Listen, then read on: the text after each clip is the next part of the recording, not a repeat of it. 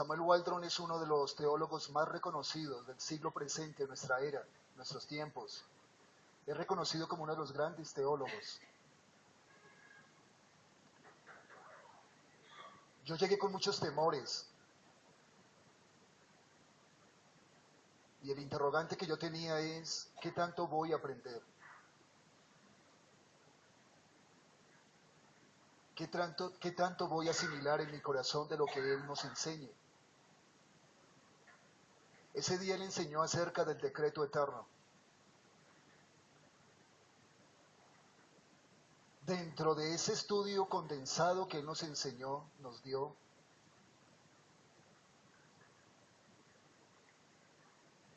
explicó un versículo. Y lo hizo de una manera tan sencilla que dentro de mí decía, Padre, voy a entender lo que Él nos va a enseñar. Y recuerdo el versículo que Él usó, lo aprendí de memoria. El versículo que Él enseñó salió de labios, del corazón, del labio y del corazón de nuestro amado Salvador. Jesús dijo, y esta es la vida eterna, que te conozcan a ti, al único Dios verdadero, y a Jesucristo a quien has enviado. Y lo empezó a desmenuzar de una manera tan sencilla, pero viva y eficaz para todos los que estábamos allí escuchando. Yo preguntaría en esta mañana, de los que hoy estamos aquí, ¿quién no anhela la vida eterna? Creo que si yo pregunto, por favor, levante su mano, hay esperanza de vida eterna, creo que todos levantaríamos nuestras manos. Yo anhelaría la vida eterna, diría usted, eso creo yo. Y más cuando podemos percibir en contraste entre lo que es la vida eterna y la condenación eterna, es un contraste de vida. Jesús explica claramente en qué consiste la vida eterna. La vida eterna consiste en conocer al Padre. Pero el conocimiento que usted y yo podamos tener acerca del Padre no es un conocimiento meramente intelectual, decía Waldron. Ese conocimiento indica algo más. Usted puede alzar su mano y decir, sí, yo tengo conocimiento de Dios, pero no es un conocimiento meramente intelectual o superficial. El conocimiento para la vida eterna que usted pueda tener del Padre es un conocimiento íntimo, es un conocimiento profundo, sincero, basado en la verdad de las Sagradas Escrituras. Pregunto, ¿usted hoy anhelaría la vida eterna? Sí, yo la anhelaría, diría usted. Ahora, ¿en qué consiste la vida eterna? En conocer al único Dios verdadero, pero no queda todo ahí. Conocer al único Dios verdadero está íntimamente relacionado en conocer a Jesucristo, el Hijo de Dios, al que hoy usted y yo estamos adorando. El que murió hace más de 2000 años en una cruz. El que nació en un pesebre, se hizo hombre y muere en una cruz. Así que la vida eterna no solo consiste en conocer al único Dios verdadero, sino a Jesucristo, el Hijo de Dios, a quien el Padre ha enviado. El Hijo es el único camino, la verdad y la vida que nos lleva al Padre.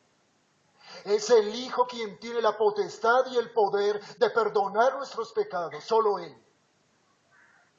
Usted quiere conocer al Dios verdadero, pero se niega a conocer a Jesucristo, el Hijo de Dios, pues la vida eterna le será negada. No solo conocer al Padre, conocer a Jesucristo, el Hijo de Dios, quien va a la cruz y paga por el pecado del hombre. ¿Quiere tener vida eterna? Sí, yo añoro la vida eterna, la deseo, la ansío. No solo conozca al Padre como el único Dios verdadero, sino a Jesucristo, a quien Él envió para el pago de nuestros pecados en la cruz del Calvario. ¿Hoy acaso la humanidad no celebra el nacimiento del Hijo de Dios en un pesebre? Pero no solo quedó ahí como un niño. El Hijo de Dios creció como cualquier otro hombre. y fue a la cruz, muere, pero resucita para darnos vida y vida en abundancia. ¿Quiere tener vida eterna? Sí, yo quiero, diría usted. Conozca al Padre, al único Dios verdadero, pero estrechamente ligado y relacionado en conocer a Jesucristo su Hijo. El que no ama al Padre no ama al Hijo, el que no ama al Hijo no ama al Padre. Así que dejo esa inquietud que Waldron dejó en mi corazón a través de su palabra, de la palabra de Dios. Hoy tenemos el Salmo 42. Dice así: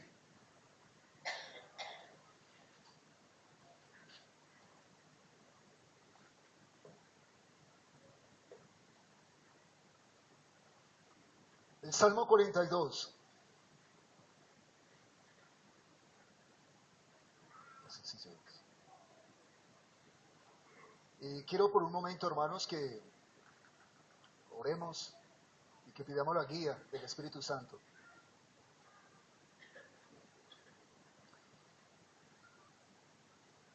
Bendito Padre, en esta mañana, gracias,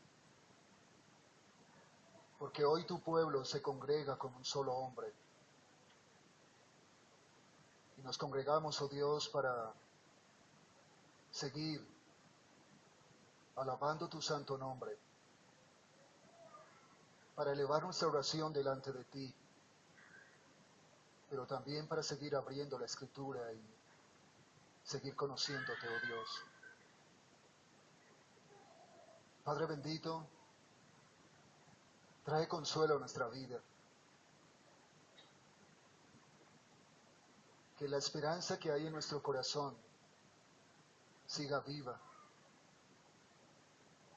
sigue fortaleciéndonos en medio de la debilidad, de los temores y de los miedos. Padre, oro a ti, bendito Dios, porque también me des fuerza para hacerlo y me des sencillez de palabras para que sea tu Santo Espíritu aplicando tu palabra a cada uno de nuestros corazones. Te lo agradezco, bendito Padre, en Cristo Jesús. Amén. El Salmo 42. Este salmo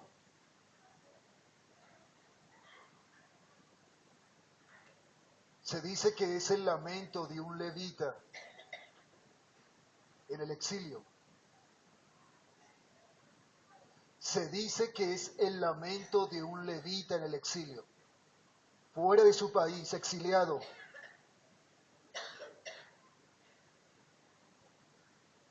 Es un salmo de dolor, es un salmo de queja, un salmo donde este hombre levanta su clamor a Dios, donde él le dice: oh Dios, yo tengo sed de ti. Un levita que se encuentra muy lejos del templo donde él debía de adorar a Dios, no solo de una manera personal, sino como pueblo de Dios. Este hombre derramaba sus lágrimas día y noche.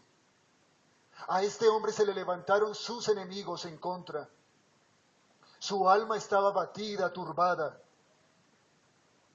Pero en medio de esas circunstancias, él sabe que su esperanza es Dios. Él sabe que la única persona que lo puede sostener es Él. Que Dios va a afirmar, va a poner sus pies sobre la roca. Que Él es su Salvador. Que hay una relación íntima, personal con Él, aunque esté exiliado, lejos. Aunque esté rodeado de dolor, de aflicción y de lamento en su corazón. Este hombre entiende, está plenamente convencido que Dios enviará su misericordia. Y que Dios va a escuchar la oración que Él va a elevar delante de Él. Al decir yo estas palabras, hermanos, como un resumen de lo que vamos a ver, son palabras que estamos expresando una y otra vez. Pero es que lamentablemente nosotros somos tan olvidadizos. Dios saca a Israel de la esclavitud de Egipto con grandes señales, milagros y prodigios. Dios les da el alimento en medio del desierto. Dios le provee el agua a través de esa roca. En el día de sol, en el día más caluroso, Dios les da una nube. En la noche, una columna de fuego para que les guíe por ese grande y terrible desierto. Dios hace grandes cosas con el pueblo de Israel desde el momento en que los saca de Egipto hasta que los introduce en esa tierra grande y terrible, Canaán. Pero siempre hay una exhortación. Israel, al pueblo como nación, cuídate de no olvidarte de dónde te saqué. Nosotros corremos ese peligro de olvidarnos de dónde Dios nos sacó. Corremos el peligro de olvidar el gran precio que Jesucristo, el Hijo de Dios, pagó para liberarnos de la esclavitud del pecado. Corremos el peligro de olvidarnos de que Dios es nuestra roca, que Él es nuestra fortaleza, Él es nuestra esperanza, que Él es nuestro castillo, Él es nuestro ayudador. Olvidamos fácilmente. Por eso Pablo dice, por nada estéis afanosos. No debemos de afanarnos, aún las circunstancias sean adversas, aún el panorama sea desolador, pero nuestro corazón tiende a ¿qué? A desesperarse, a angustiarse. ¿Qué voy a hacer ante semejante situación? Tendemos humanamente a hacer eso. Por eso, hermanos amados, en la medida en que avancemos los salmos, que esto quede plasmado como un sello en nuestro corazón de que Dios lo es todo para nosotros. No como un mero conocimiento, sino como una realidad que está obrando día a día en su vida y en mi vida, en nuestra vida como iglesia, como pueblo de Dios. Dice, mi alma tiene sed de Dios. Al músico principal, era el director del culto, masquil de los hijos de Coré. Los hijos de Coré no son los autores de este salmo. Los hijos de Coré simplemente, hermanos amados, son intérpretes levitas, son los principales cantores del templo. El autor es desconocido. Pero sí el Salmo 42 parece ser, de acuerdo a lo que el contenido, sí fue escrito por un hombre, parece ser levita, que fue exiliado y que en medio de su exilio está pasando por momentos difíciles. Dice así, versículo 1, Salmo 42. Como el ciervo brama por las corrientes de las aguas, así clama por ti, oh Dios, el alma mía.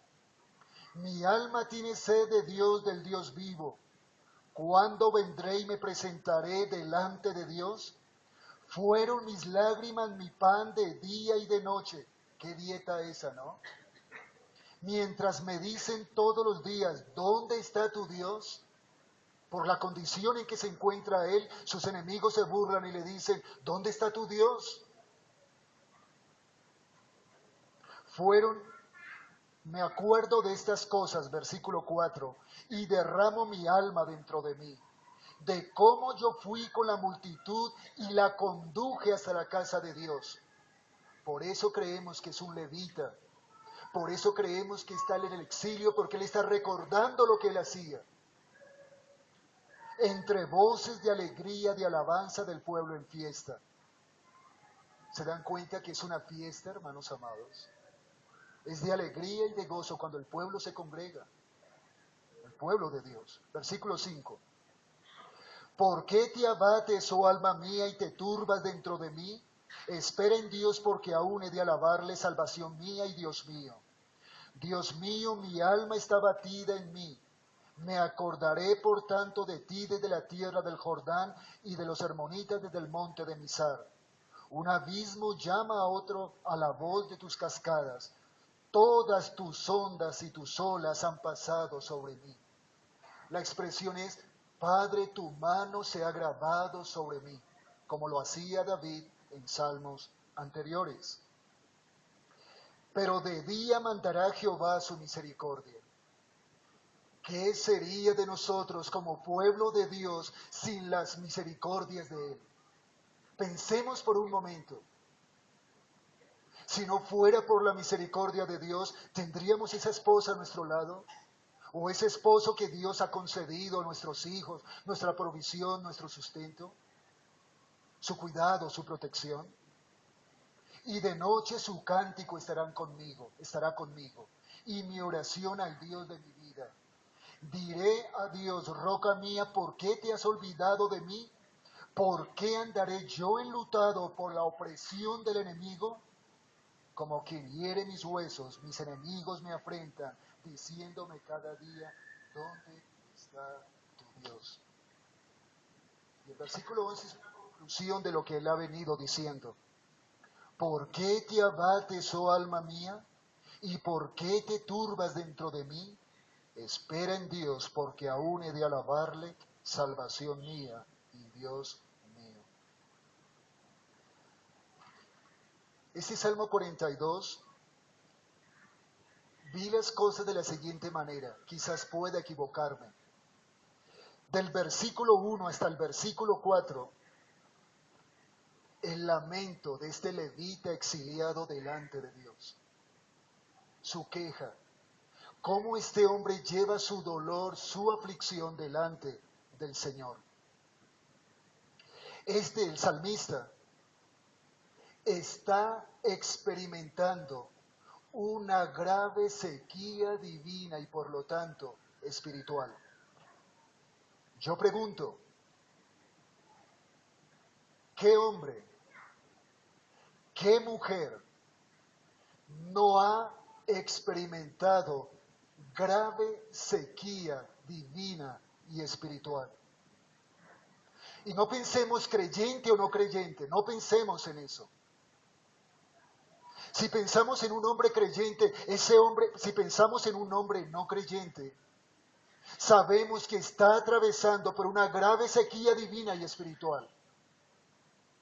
Pero usted y yo, como hijos de Dios, somos la excepción, ¿no?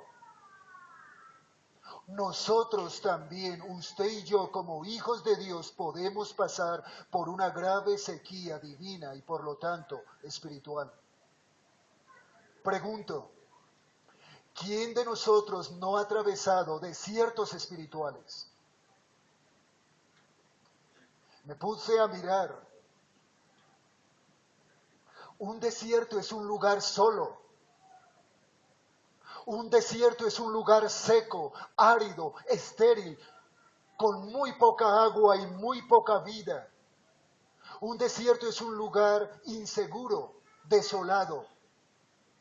Eso es un desierto, físicamente hablando.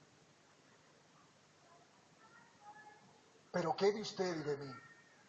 Cuando atravesamos por esos momentos tan difíciles en nuestra vida, de soledad, cuando atravesamos momentos de frustración,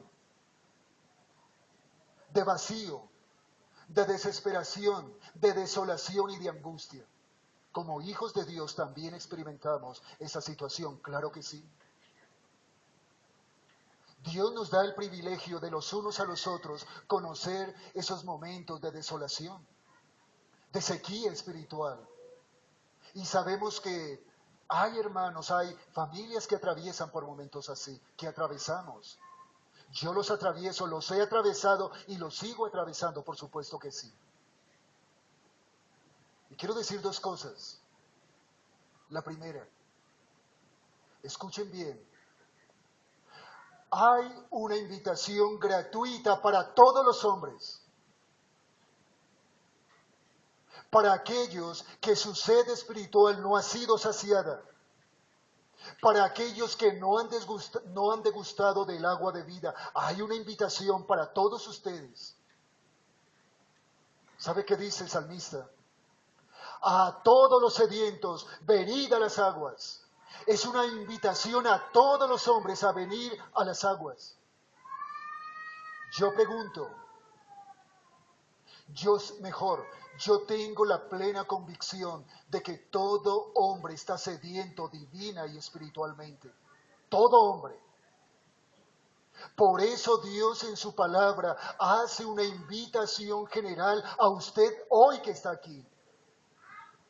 Venga, dice el Señor, A todos los sedientos, usted que tiene sed de Dios, sediento física, espiritualmente, venid a las aguas. Ese venid a las aguas en un sentido espiritual es inclinen su oído y entiendan que la vida eterna consiste en conocer al único Dios verdadero y a Jesucristo a quien Él ha enviado. Eso es venir a las aguas, inclinar nuestro oído y venir a Él. ¿A qué vale Él? Al único Dios verdadero. Venga, conózcale de una manera personal, íntima. Él es un Dios lleno de amor, de misericordia, de gracia. Y Él genuinamente anhela saciar su sed espiritual a través de la proclamación de la verdad del Evangelio. ¿Por qué le hace esa invitación? Porque Dios es el manantial de aguas vivas.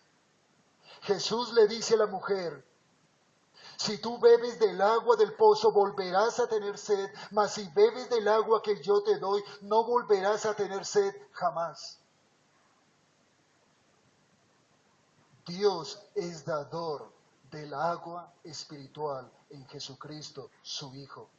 Es un agua que nos satisface. Es un agua que es duradera. Es un agua que trae frescura al alma y al corazón del hombre. Jesucristo, el Hijo de Dios, es el agua de vida. Y Dios Padre está diciendo, vengan, tomen del agua de vida. Yo soy el manantial de vida. ¿Quién quiere tener vida eterna? Venga y conozca al único Dios verdadero, estrechamente ligado en conocer a Jesucristo, el Hijo de Dios. ¿Quién quiere saciar su sed? Venga y beba del agua de la fuente gratuitamente. Es una invitación gratuita para todos los hombres. Y en segundo lugar, aún así, aunque nosotros hayamos bebido de esa agua como hijos de Dios, también podemos expresar lo siguiente. Como el siervo brama, anhela, desea las corrientes de las aguas, así clama por ti, oh Dios, el alma mía. Aún nosotros como hijos de Dios también podemos experimentar sed de Dios, claro que sí, día a día. Ya esa sed fue saciada al mirar hacia atrás cuando degustamos del agua de vida. Permanece en nosotros. Pero es necesario que aún como hijos de Dios sigamos bebiendo, sigamos viniendo a Él como fuente de agua de vida. El salmista tenía en su alma el anhelo y el deseo y la ansiedad por el Señor. Nosotros también, que Dios en su gracia y en su misericordia nos permita seguir sedientos de su palabra, sedientos de la necesidad de Dios en nuestro corazón y en nuestras vidas. Y el salmista dice, mi alma tiene sed de Dios, del Dios vivo. Este hombre está pasando por problemas, por dificultades, por luchas.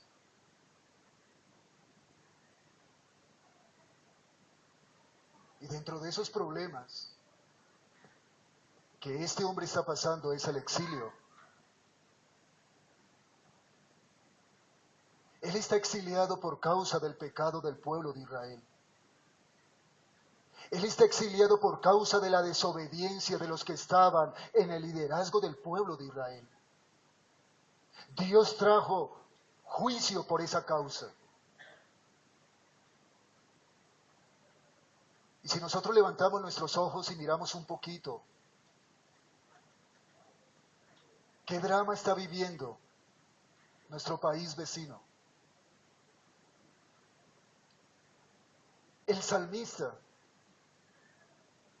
fue exiliado, no por su propia voluntad, sino por las malas decisiones que se tomaron en el pasado. Pero estos vecinos de Venezuela voluntariamente se están yendo al exilio. Voluntariamente, no va en contra de la voluntad de ellos. Voluntariamente ellos quieren. Yo no sé cuál de las dos cosas es peor. Cuando uno mira las escenas de lo que ellos están viviendo, hombres llorando porque han dejado a su esposa y sus hijos, mujeres llorando porque han dejado a su esposo y sus hijos. No hay alimento, escasea la medicina, literalmente hay hambre.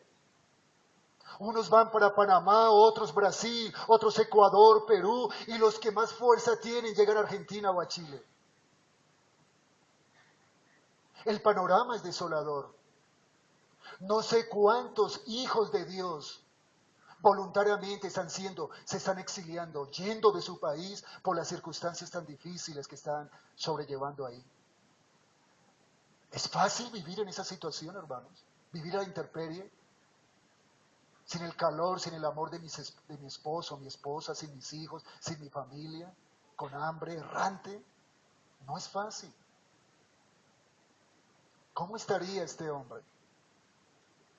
Este salmista, el hombre que escribió este salmo, está en una condición similar. Entrevistan a un hombre y dice este hombre: yo tengo 200,000 bolívares en mi bolsillo y no me alcanza para comprar un huevo ni una libra de harina de trigo. ¿Qué situación están viviendo ellos? ¿Y nosotros cómo estamos viviendo? Fui al mercado ayer y compré fruta. No mucha cantidad, pero compré fruta, papaya, unas naranjas, mandarinas, mango, 10,000 pesos. Ellos con 200,000 bolívares no pueden comprar. Y nosotros, Dios en su gracia y su misericordia, no dejemos de dar gracias al Señor. Tenemos un empleo, tenemos un trabajo, tenemos la salud y la fuerza para poder hacerlo. Así que él estaba exiliado. Y por causa de su exilio, dice el salmista o el levita exiliado, quien se queja de la situación en que está, él no puede ir al templo. Y lo peor de todo es que él lo desea. Él añora el pasado cuando no solo él, sino con la multitud iba al templo. ¿Por qué él añora el templo? Porque el templo es símbolo de la presencia de Dios en medio de su pueblo. Es allí en el templo donde todo el pueblo se congrega para adorar a Dios, para alabarle como hoy usted y yo lo estamos haciendo, para abrir las escrituras, para gozar de esta comunión que hoy usted y yo podemos tener. Él añoraba esas cosas. Y él dice: recuerdo cuando iba con la multitud, alegría, con júbilo y con gozo. Era una fiesta para toda esa multitud. Hoy para nosotros, ¿qué es esto? ¿No es una fiesta? ¿No son cánticos de alegría, de gratitud a Dios por su fidelidad? Usted y yo adoramos a Dios por dos cosas: por lo que Él es y por lo que Él hace. ¿Quién es Dios? ¿No es el Dios eterno? ¿No es el Dios inmutable, sabio? ¿No es el Dios fiel? Pero ¿qué hace ese Dios inmutable y fiel, eterno? No nos provee de nuestras necesidades, no suple, no cuida. Y es lo que hace el pueblo, hoy nosotros, nuestra salvación. ¿Qué salvación tan grande Dios nos ha provisto en Jesucristo, su Hijo?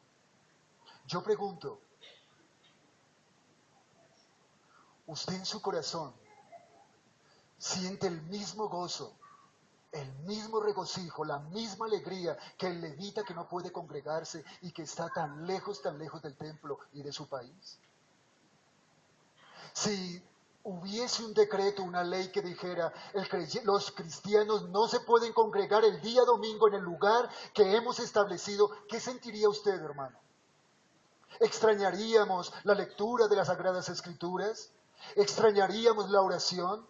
Extrañaríamos la comunión, la alegría, la alabanza y la adoración al Dios que en su gracia nos salvó a través de Jesucristo su Hijo. Extrañaríamos la comunión, nuestros saludos, nuestros abrazos. Espero que así sea. Que usted y yo extrañemos lo que Dios ha estipulado para su pueblo. Cada vez que yo abro mis ojos el día domingo, el gozo es saber que hoy vengo aquí. Es el día que más temprano me levanto, es el día en que con más gozo me preparo para venir a este lugar.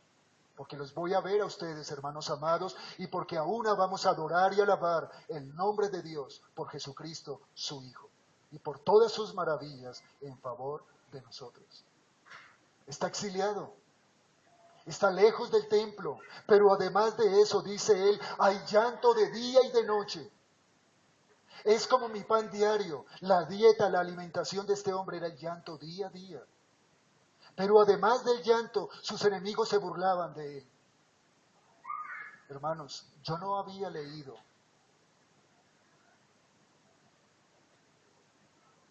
Yo caí en eso. Yo alguna vez recordé, me burlé de los cristianos. Pero solo la misericordia de Dios me libró de su juicio. Solo su misericordia.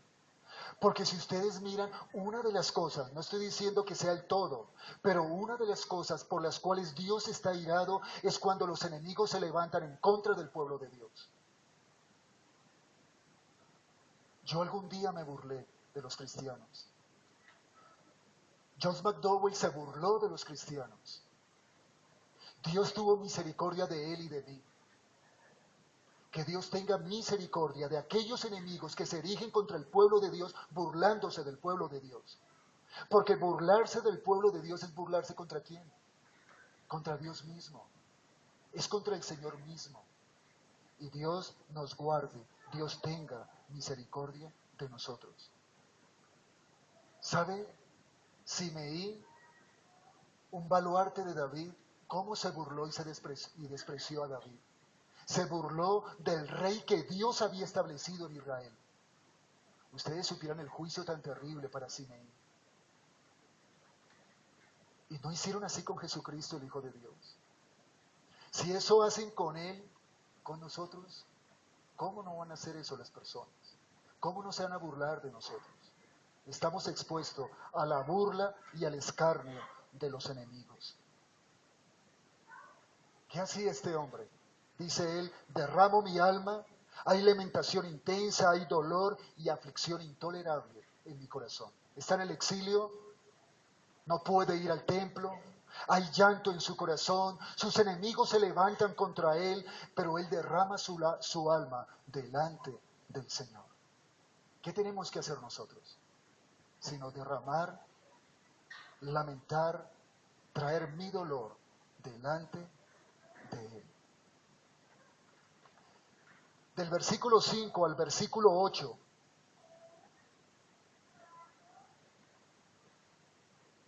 su reprensión delante de Dios. ¿Por qué escribí su reprensión delante de Dios? ¿O qué significa? En palabras más sencillas. Este hombre, el salmista, se reprende a sí mismo por su desaliento, por su desánimo y por todas aquellas inquietudes que habían en su corazón. Él se reprende a sí mismo. ¿Cómo está él? ¿En qué condición está de acuerdo al versículo 4? Perdón, de acuerdo al versículo 5.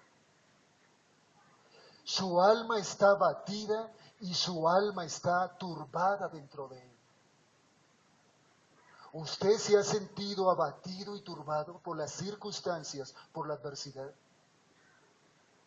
No estamos exiliados.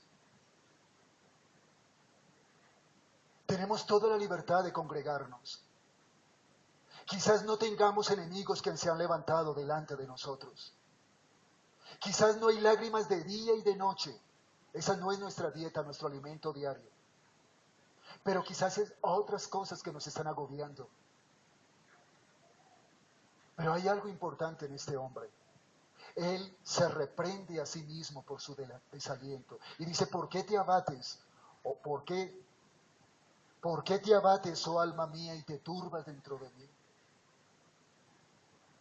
Hay un pasaje muy hermoso. Jesús le dice a sus discípulos, la paz os dejo, mi paz os doy. Me acordé cuando, por regla general, una persona va a morir. ¿Qué procura hacer esa persona antes de morir? ¿Qué creen ustedes? Si tiene hijos y de pronto tiene alguna posesión, un carrito, su casita, ¿qué procuraría ese hombre, ese padre de familia? El testamento, ¿cierto? Preparar el testamento. Los discípulos sabían que Jesucristo, el Hijo de Dios, iba a morir porque Él se los había dicho. Pero Jesús no se ponía a pensar, bueno, ¿qué tierra les dejo? De pronto unas ovejas, camellos, bueyes para arar la tierra, o unas buenas redes para Pedro para que siga pescando cuando yo muera. Jesús les provee de algo que va por encima de cualquier cosa, que la paz del mundo no entiende, que el mundo no entiende. Mi paz. Yo digo que lo más hermoso de todo no es pasar por aflicción, sino sentir la paz del Señor en nuestro corazón. Aquí no solamente indica la paz del perdón, sino la paz aún en medio de la adversidad de las circunstancias. La paz os dejo, mi paz os doy. Yo no os la doy como el mundo la da. No se turbe vuestro corazón ni tenga miedo. Estas palabras van dirigidas a los discípulos del Señor. Ellos se encontraban atormentados por lo que ya les dije, afligidos y confundidos. ¿Cómo es posible que el Maestro nos acaba de decir que Él tiene que ir a Jerusalén, padecer delante de los ancianos, de los escribas del pueblo, morir en una cruz, va a ser sepultado, pero resucitará el tercer día? Ellos no entendían la resurrección del Hijo de Dios, pero sí entendían que Él iba a morir, que se iban a separar de su Maestro. ¿Cómo se encontraban? Atormentados, agitados, confundidos, podemos decir abatidos y turbados, como usted y yo muchas veces nos podemos sentir, como se siente el salmista. Así que el corazón de los discípulos del Señor está lleno de emociones. Están muy tristes por la partida de su Maestro.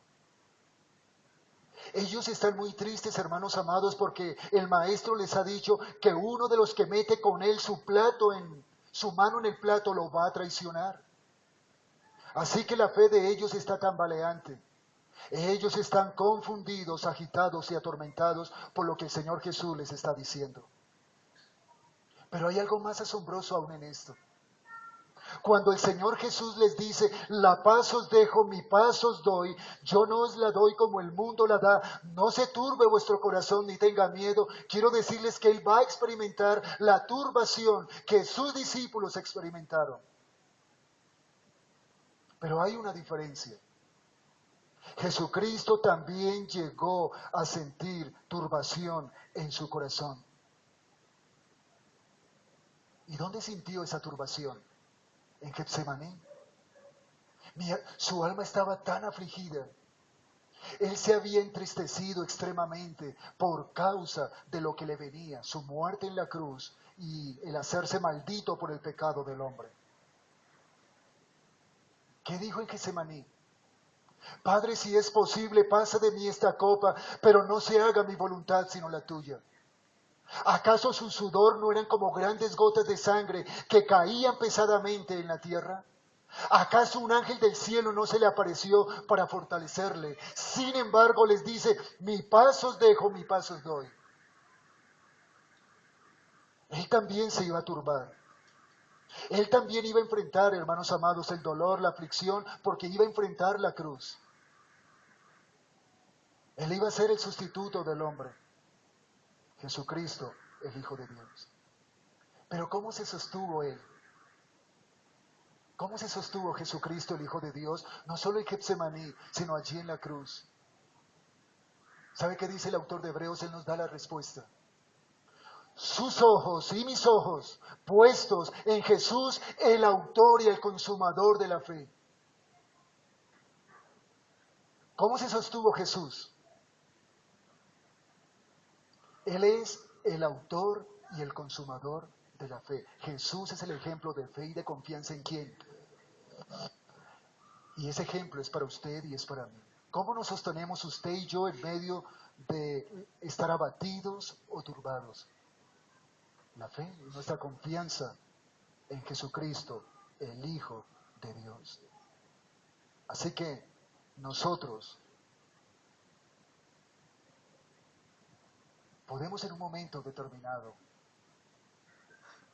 sentirnos también abatidos y turbados, pero que en medio de ese abatimiento, en medio de esa turbación, podamos ejercitar nuestra fe y nuestra confianza en Jesucristo, el Hijo de Dios, porque Él es el autor y el consumador de la fe.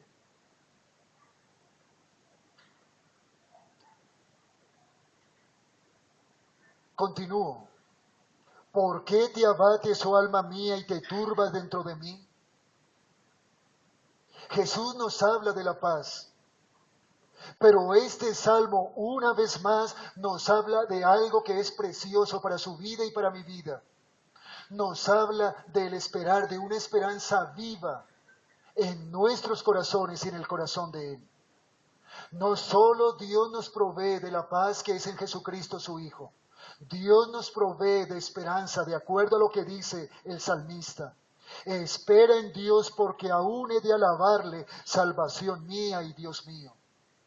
¿Por qué la expresión del salmista es 100% válida?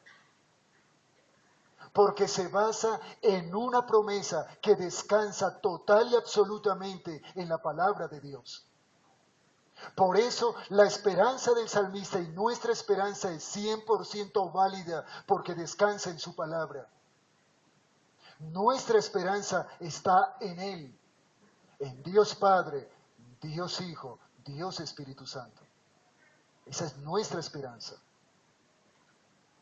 Nuestra esperanza es que nosotros como pueblo de Dios veremos su rostro.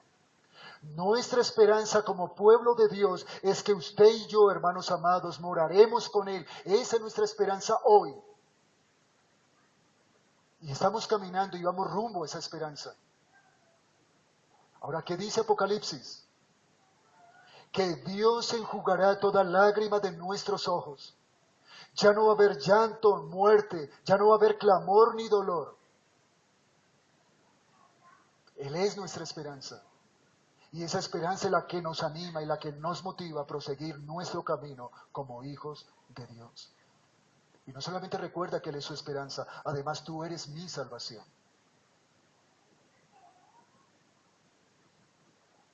Y por último, del versículo 9 al versículo 11, hay un resumen. Y lo que les decía ahora, hermanos, antes de que lleguemos a este resumen, había una certeza en el corazón del salmista: la misericordia de Dios, sus misericordias. Eso es algo, hermanos, que usted y yo debemos de abrazar, sus misericordias. Pero de día mandará Jehová su misericordia, y de noche su cántico estará conmigo. La misericordia y el cántico de Dios son los compañeros del salmista. Por esa razón él orará a Dios. Del versículo 9 al versículo 11, el resumen, la conclusión que saca el salmista. Básicamente está el versículo 11. ¿Por qué te abates, oh alma mía, y por qué te turbas dentro de mí? Espera en Dios porque aún he de alabarle, salvación mía y Dios mío.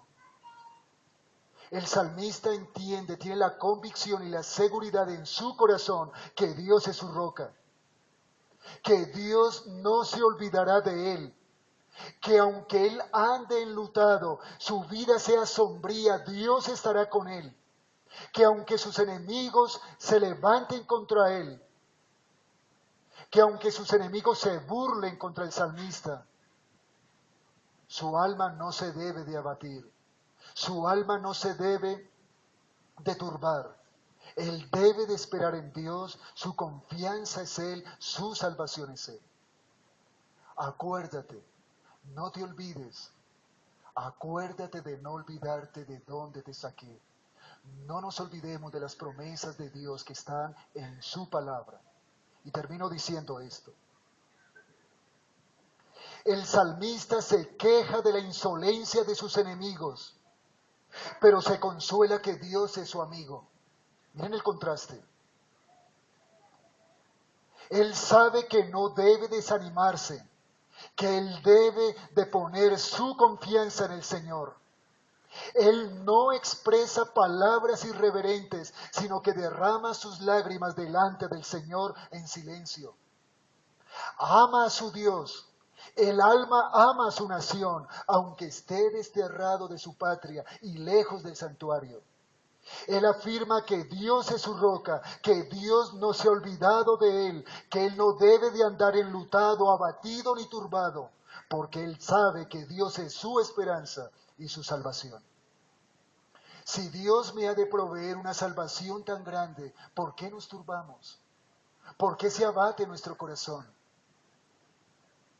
No debería de ser así.